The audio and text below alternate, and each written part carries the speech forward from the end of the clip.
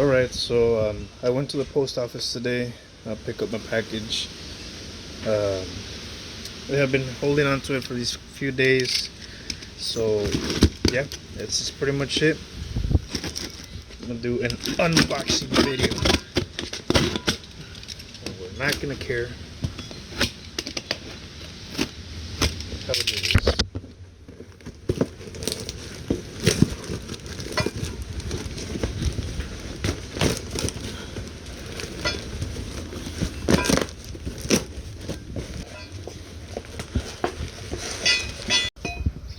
Alright, so there's a box. Had some stuff in there. This is just metal. There's no need for it to have some beautiful packaging in there and whatnot. So we'll get to the point straight up on this. This is gonna go on this side because this bracket offsets like this. And there's probably some modifications that are gonna have to be done to this. I'm already looking at this. The inside of the frame rail has a bolt that goes in there for the leaf springs, the leaf spring bolts on both sides. I'm probably gonna have to notch this out to make it slide in, so I don't have to mess with that. That's something that I'm not looking forward to. Other thing that I remember from the first time around is that there is like a tab on the inside of the frame roll in here. It's on the inside, you won't be able to see it, but it helps hold up the exhaust, and you know, it gives it a little bit of sturdier spot for you to bolt it in there and whatnot. The heat shield and all that stuff holds onto there. I'm gonna see if this one has it. I know my Cherokee had it, but this is all some pretty cool quarter-inch stuff. I mean, you look at it, pretty got some cool welds on there. A little bit of porosity, I guess, on that one. Whatever, it's just holding a nut. This looks like it was CNC cut and then I guess put up on a jig and welded up. This is pretty cool stuff anyway. It saves me some time of having to build it myself. Can appreciate those welds right there. I like how they cleaned up the brackets before they shipped them out, you know, so it doesn't have any splatter on them or anything like that. So I bought them off of these guys, Circulus Industries. I have bought builder parts off of them before. This is not sponsored, but hey, if you're looking to sponsor, I'm your guy. I'll use some of your stuff before. But now this is pretty cool stuff. Never had any problems with any of their builder stuff. So I guess we'll get to removing these brackets. Look and see where we have to modify these brackets, and we'll take it from there. Alright, so my brackets are made, or that I made are removed, and this is what the inside of the unibody frame rail looks like. Here, this is what I was trying to talk to you guys about. So you guys are gonna see these right here. The inside of the frame rail is not perfectly straight. Oh, and you can see some of that great rust back there. Oh Jesus. So you see that tab right there. So previously I was using these brackets, or these nut strips actually. So these nut strips are from JCR Off-Road. They come pretty okay. I mean, they're not too bad. I mean, one complaint that I have about this thing is that this freaking riv nut, this one right here, started spinning on its own when I first got it. As you can see, it's not as tightly held into the rest of the nut strip as the other ones are. As you can see, these ones are deformed because they were torqued down pretty tight, and they held on. Not gonna lie, these ones did take some abuse. We were tugging on them, using them as recovery points for a little while, so they hold up pretty okay. You know, I have no complaints with these ones except this. The other thing that I wanted to point out is that the JCR nut strip has this right here, and that is to compensate for that portion of the inside of the unibody frame rail. That right there, that's going to give us a headache when we're trying to install this one, because this one is flat.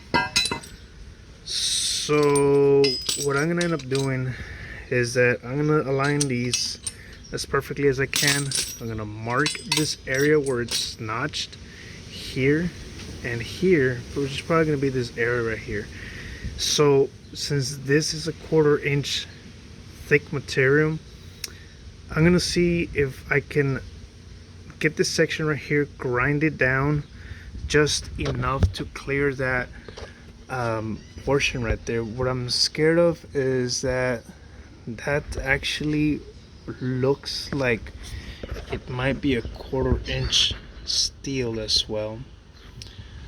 Maybe 3/16. I mean, it's pretty considerably in size. I'm gonna see what I can do. I'll probably grind these down slowly, but this is a big section right here to grind down, work down with a flap disc and all that stuff. Not too worried about it because it does have some support still left over here, but this is something to consider, especially if you're thinking about using, you know, all of the bolts that you can. And this one has an added one over the JCR one. That is something to consider. So we do have a little bit of work to do here. Let me see if I can get some light in here. Come on, come on, come on, come on. Okay, there we go. So this is what we have to do on this side. I thought about it. I was gonna notch this out as well, but this is a lot of work to notch out so that I can get that bolt to slide in here. I'm probably just gonna take the Sawzall and just chop it off right there. I mean, if I need to take this out and replace it at some point, it's probably not gonna be me doing it. And if I need to replace a bolt, I just buy a new one. That one's pretty rusted out. I mean, you can see that right there. That's gonna take some serious work. I don't really feel like putting into a whole lot of work into taking that bolt out, so I think I'm gonna chop it off with a Sawzall. I have this area right here as well.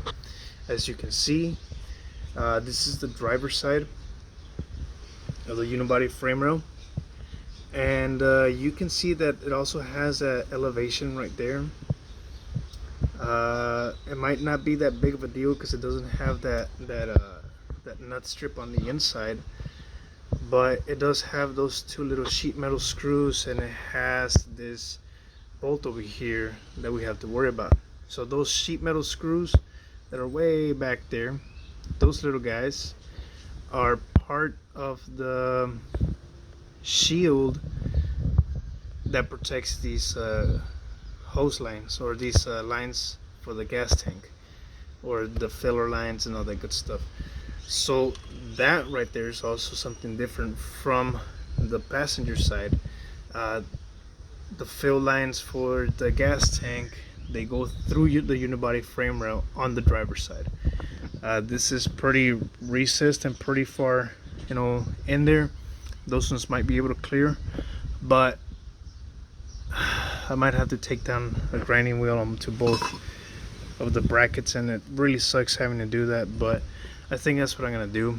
I also noticed that in this portion of the unibody frame rail on the driver's side specifically, and this is this Jeep particularly, this is a lot, not a lot different, but this is deformed right here. That's crunched in. So this leads me to suspect that at some point this vehicle was at a rear end collision. It's deformed here. as opposed to this side, which is perfectly flat, and the bracket slides in a lot easier than this side. So things to consider before you start building. These are pretty old vehicles. I'm gonna shoot some spray paint in there, by the way. I'm not gonna leave that in there like that. I just can't bring myself to do that. So okay, I guess we'll start to work on this thing. All right, wish me luck, guys. Alrighty, so this is where we're at. I ended up cutting this part of the rear frame support thing on both sides. Hopefully that'll get that new bracket to sit in a little bit more flush with this frame rail, because the way it was working was that, oh, here it is. Actually, let me show you. So this is the way that it comes out, and this one right here is a unibody frame rail that comes from the frame of the Jeep, and this is that rear cross member that you see right here, and it goes up right here. But this little bit of metal doesn't let that new bracket, you see this, see how it's sandwiched and spot welded on there, this little much won't let it sit completely flush. So as much as I didn't want to do it, I ended up cutting it. I also cut that bolt on the inside, and I spray painted the heck out of it. Some rust resistant paint. Nothing special, but you know, at least do something for this this Jeep, and hopefully I'll be able to do something else for the rest of the unibody frame rail in the near future. But for now, wire brushed it, cleaned it up, threw in a little bit of paint and let that dry, and it's just some Krylon rust enamel BS, and like I said, I hit it with the wire brush, which is there, filed it down, then all that good stuff. Did the same thing on this side. I'm still trying to figure out how the heck I'm gonna do this right here, because that metal tab looks like it's welded right there to the frame rail. So what I can try to do is go from underneath right here and try to drill it out from here, and see if maybe I can see it on the other side and try to drill it out. Other than that, I really don't want to cut this bracket because it's a lot of work. But if it's something that has to be done, well, it's just gonna have to get done, and there's no way around it. I'm gonna poke it around and see, and if I end up cutting it, well, I end up cutting it. You know, there ain't much I can do about it. But for now, I'm gonna let this dry. I'll probably come back and clean these ones up with some spirits or something, some lacquer thinner, and just present them and see how we do, cut out what we need to cut out, and go from there.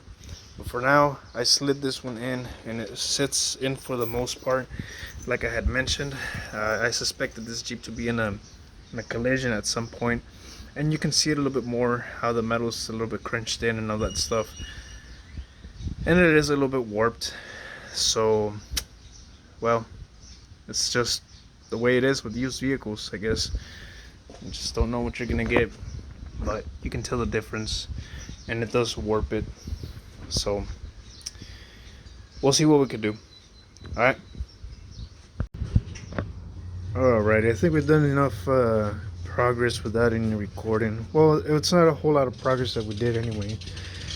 So a lot of the time that I spent diddling and messing around with this whole thing was trying to get the old class 3 receiver hitch to work with the new brackets that I got in the mail today, or that I picked up from the mail today, I should say. The thing is that the spacing on them doesn't allow for me to reuse the tow hitch. I mean, I could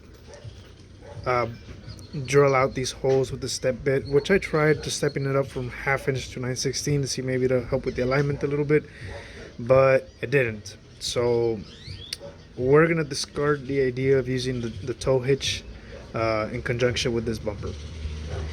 That being said, I'll probably end up ordering a receiver hitch for this bumper and welding it in at one point. For now,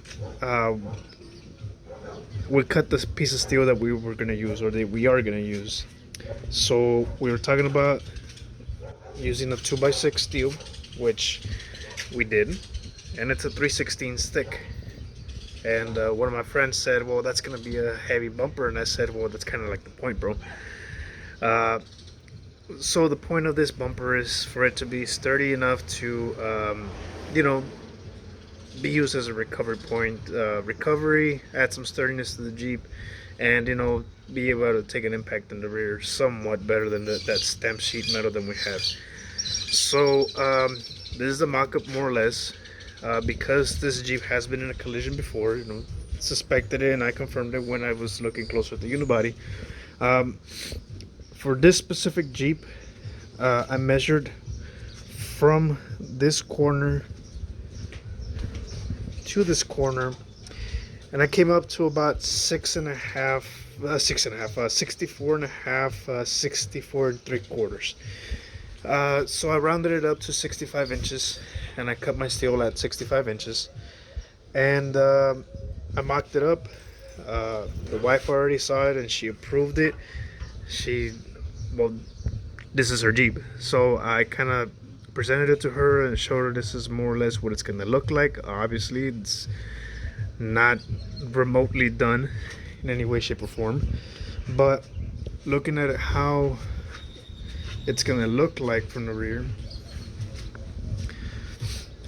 that's more or less what it's gonna look like. You know, I went with the 2x6 because I didn't want a 2x4. One because it's not gonna have enough weight to it, and another one, it's gonna leave a big old clearance, you know, about 2 inches here. Now I am gonna do some cutting and all that stuff here. I don't plan on leaving it squared out like this to where you can catch a shin on there, or you know, something like that. It's still gonna have this cut right here. You know, this is still part of the work that we're gonna do to the Jeep, body work and all that good stuff. But for now, I wanted to have the bumper. This is the way that this is gonna go. Of course, here also is gonna get cut up and all that stuff. The distance, as far as clearance, this is what's more or less it's gonna look like. It's gonna be pretty flush to the Jeep. And I thought about angles, because you can see these lines that I drew here, and I noticed that this sticks out. Obviously the Jeep's not perfectly straight like pickup trucks are, and I thought about cutting this right here, making a pie cut, and bending this piece of sheet metal in here, welding it in, and giving it a little bit of extra of contour, if you will. So that's the plan for now. I mean, things can change, you know, all the time. So how are we gonna mount this up is the next question. For that, we need a crawler under the Jeep. There we are. So here underneath the Jeep, you guys can see that I got most of the bolts bolted in into the unibody, and I have an idea with this. So this right here, you guys are gonna see something here real quick. This right here is that pre-cut 4x6 1/4-inch piece of steel that I showed you guys earlier, yesterday actually. And I measured it, I put it up with the bracket because I want this bumper to be able to be removed independently from this. It's gonna be on here.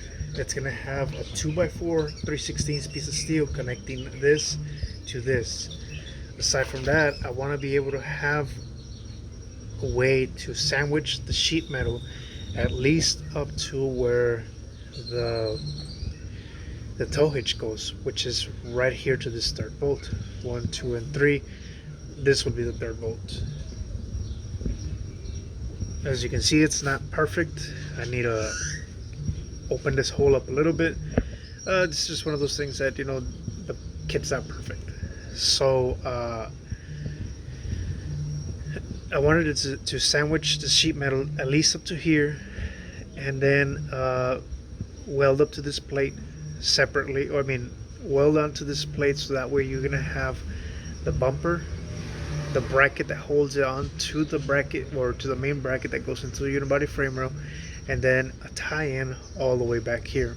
That way I can have a nice sturdy toe point, a recovery point I should say, and it gives me a little bit more rigidity on the Jeep. I'm still using the stock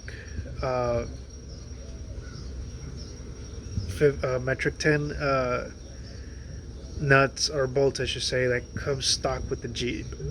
I'm gonna change those at one point, and probably gonna end up making some nut strips back here and replacing these, and making like at least an 1/8 inch piece of steel with nut strips, and being able to sandwich this part of the unibody as well. As you can tell, this one is part of this main frame or main unibody rail, so I want to be able to sandwich all of this in and kind of have a nice sturdy point aside from just the bottom, be able to have some sturdiness to this. This if you ever try to cut this unibody frame rail, it's pretty sturdy itself. If we brace it a little bit more, it's gonna be sturdier. Plus I should be able to add stiffeners if one day we decide to go that route, we're still able to do that. So I thought about the receiver hitch, and it's probably gonna end up cutting into here. As far as being able to use one, if I can use one, I'm still not there. But this is something else that's probably gonna get cut again. Cutting this wasn't my favorite thing, because as soon as I did the cuts, I saw the shift of the unibody frame rail, of the unibody. It just shifted about a 1/16 of an inch, and that was holding a lot of tension, a lot of the rigidity of the Jeep, believe it or not. So hopefully with this bumper and all of these tie-ins that we're going to be doing, we're going to be able to give some of that rigidity back to the Jeep, which is one of my main concerns. So far that's the plan. I have already brainstormed more or less and kind of make this worth cutting, and being able to reinforce it and make it a lot stronger. So that's the plan for now. Obviously we're still going to put some D-ring mounts on there, but for now that's the plan. So for day 2, I think we're going to wrap it up. I'll finish up the video, add a couple of things to it, and then I'll probably load it up so you guys are as up to date as I can keep you guys. So yeah, thanks for watching, guys.